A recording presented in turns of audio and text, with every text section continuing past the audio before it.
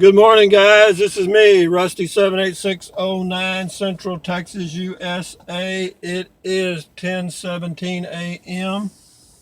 Central Standard Time, and I have just left a pet adoption center or pet prison or pet foster home and looked at some pets.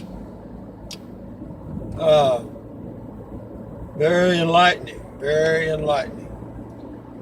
What I discovered was, one, you cannot adopt a whole pet. You can only adopt one that has had certain parts removed as required by law in the state of Texas. If you adopt a male, he has been neutered. If you adopt a female, she has been spayed. If you adopt a cat, they have been declawed. I told them I wanted a whole pet with all the parts and preferably none missing. And if they need to be removed, I, as the owner, would have them removed at a later date. You cannot do that in the state of Texas. They decide what needs to be done to the animal, and it is done before you pick it up. In fact, it's done while the pet is in captivity. So, scratch that part of the plan. But I am looking now, I have isolated it to a type of dog I would like to have, but I can't afford it. Unfortunately. I thought about getting a miniature dachshund. They're very good. I had one many years ago, and it was okay. But then after doing some more research today, I thought I had, by pure accident one time, about 2 years ago, on a cold January evening, I was already in bed. It was about 10 o'clock at night, or after, a little after maybe, and there was a scratching at my front door of my RV at my home base in Central Texas in the hill country. And I thought, well, what a strange thing. So I got up, I looked out the window, and I couldn't see anything because it was right up against the front door, so I couldn't see it. So I thought, well, let's see what's going on here. So I got my flashlight and opened the door, and sure enough, there was a poodle there. And I don't know what kind of size it was. I think it may have been a toy poodle. Anyway, it was a grayish color, looked,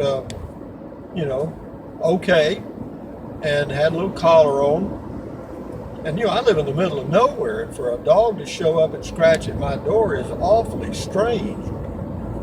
So anyway, I let the dog in. It was a cold night. It was about 22 degrees that night. And well, it got down into the teens, which is very cold for Central Texas hill country. And anyway, that's what the dog wanted, just get out of the cold. So anyway, I brought the dog in, fixed a little pallet on the floor, and I got in bed. Well, as soon as I got in bed, here came the dog. And I thought, now, dog, you're welcome to stay here, but this is my bed. And well, see, I don't turn the heat on inside the RV, but rarely what I do is I get up under my comforter and just snuggle up. And anyway, so eventually the dog convinced me that the only way we were going to have peace and harmony that night was for that dog to sleep in the bed, and he did, or she did, whatever. I don't know what it was. I think it was a male. Anyway, but it was I remember it was a very smart dog. And another thing I remember is that dog did not have any odor at all. You got me? Or very little. I mean, I didn't notice it. I mean, in fact, the blanket, the comforter that we slept under that night, I thought, well, hell, I'll have to air it out tomorrow, because of the dog smell. But then we got up the next morning, and hell, there wasn't any dog smell. So that is why I'm looking for a toy poodle.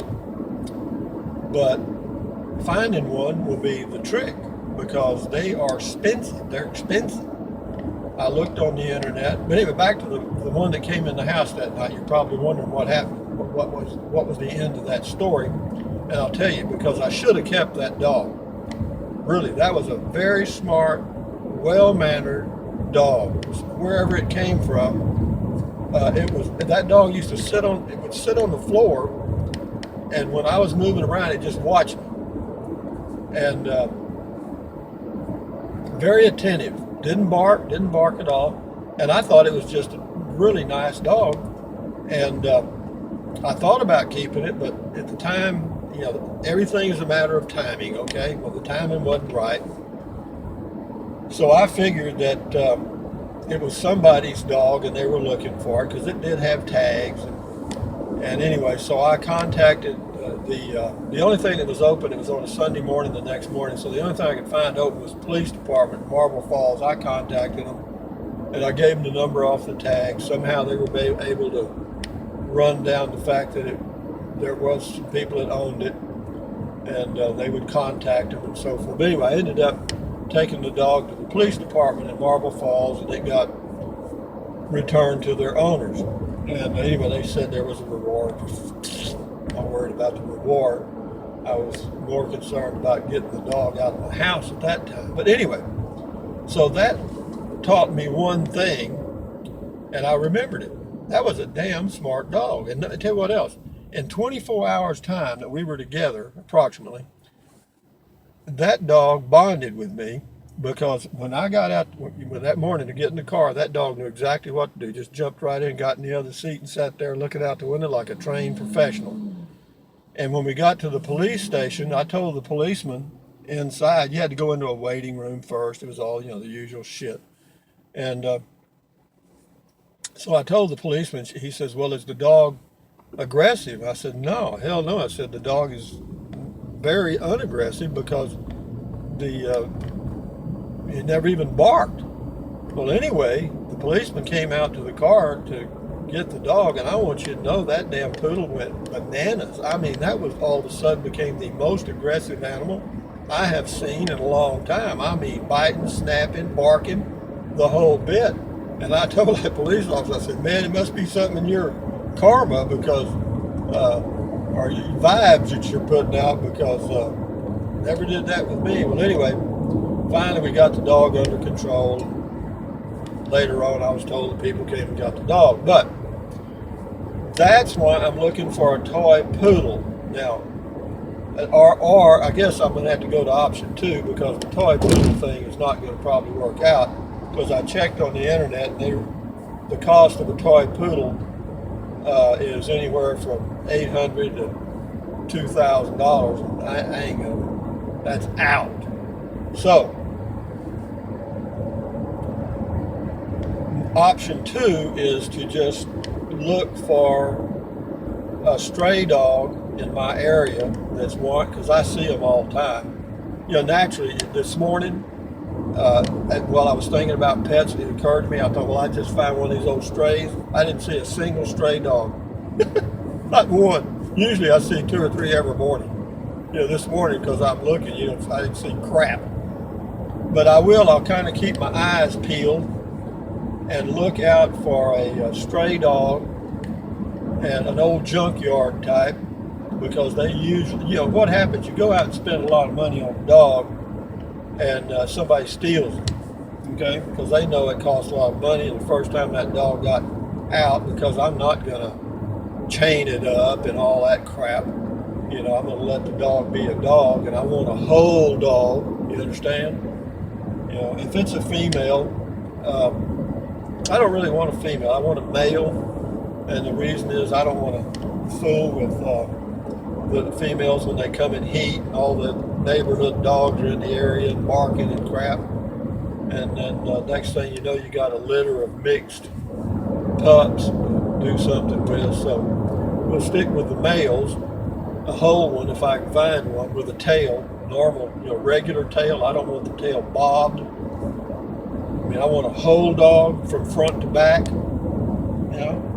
So, having said that, the search for the dog continues, the pet, and will continue for some time. I'm in no hurry, and you know, I may find something else. It doesn't have to be a toy poodle, but I just did like that dog.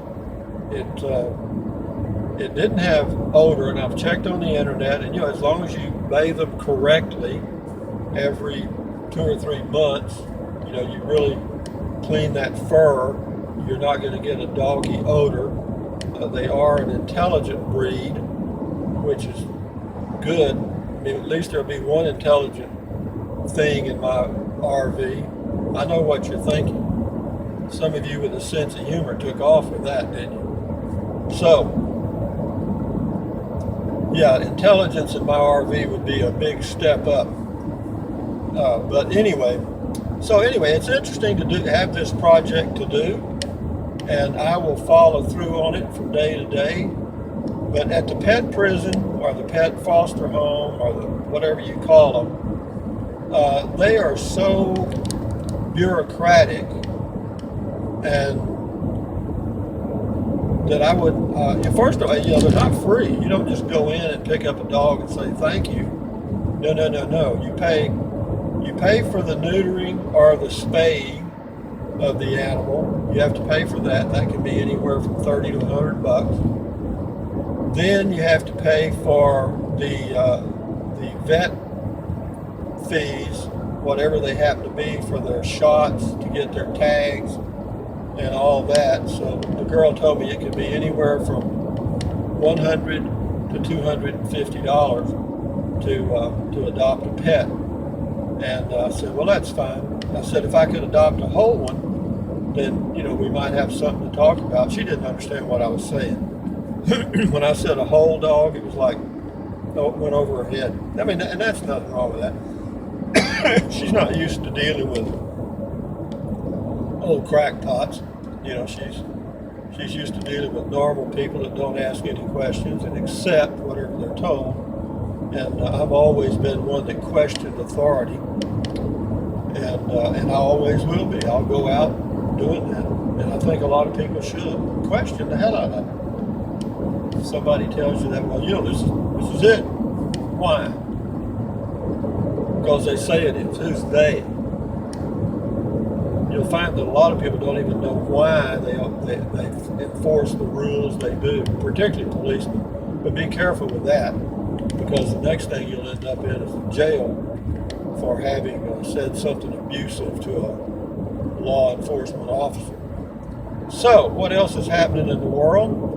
Not much. I left Marble Falls. I'm coming into Kingsland now, and I'm going to take a little drive around in Kingsland, because sometimes, not often, but sometimes you'll see a sign that says, you know, free puppies or free something. Even though it may not be something I want, I will take a look at it.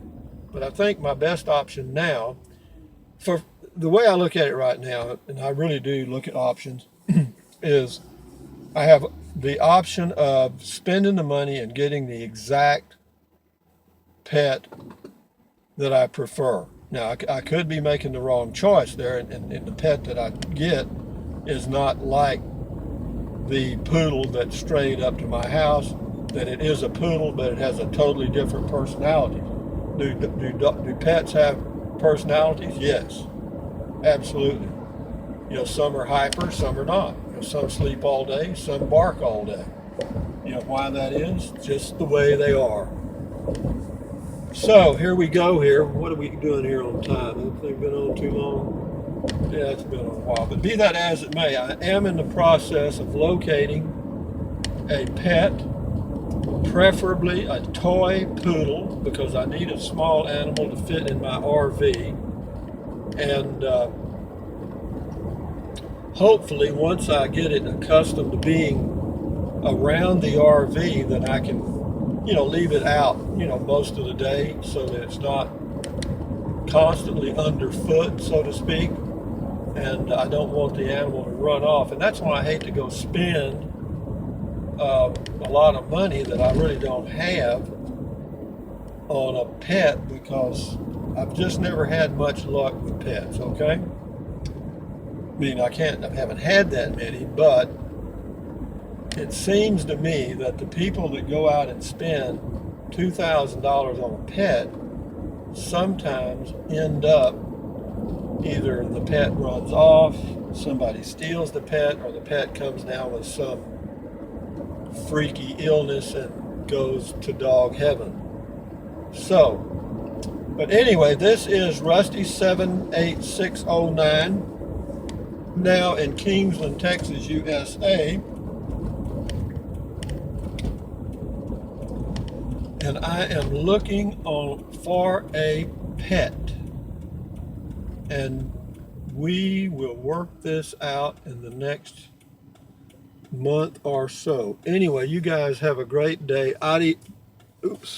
Thumbs up, adios, carpe diem, bye bye.